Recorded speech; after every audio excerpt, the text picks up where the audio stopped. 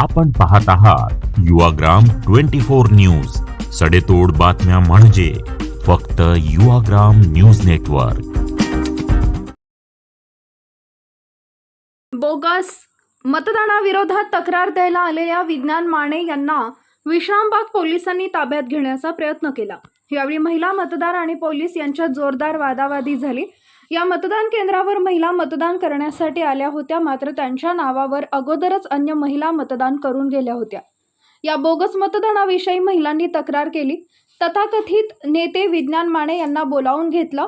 विज्ञान माने आणि महिला मतदार यांनी निवडणूक अधिकारी आणि पोलिसांना झालेल्या प्रकार सांगितला, मात्र विज्ञान माने यांना या प्रकाराची चौकशी करतो असे म्हटले असताना पण नेते ऐकण्याच्या मनस्थितीत नव्हते। प्रशासनास कोणतेही सहकार्य करण्यास त्यांनी तयार नसताना विनाकारण जमाव गोळा करून महिला वर्गाला पुढे करून प्रशासनाच्या अंगावर सोडले। असे घडल्यामुळे काही वेळ मतदान केंद्रावर तणाव तयार झाला असता बराच वेळ लोकांना रांगेत थांबावे लागले। त्यामुळे पोलिसांना तथाकथित नेते यांना बूथमधून बाहेर काढावे लागले।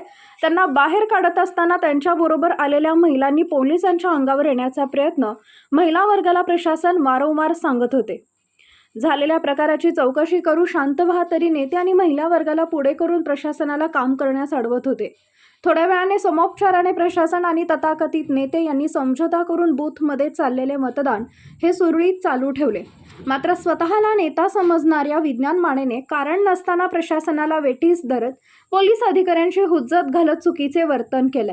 त्यामुळे विज्ञान मानेंवर कारवाई होणार का, असा सवाल आता नागरिक उपस्थित करत आहेत।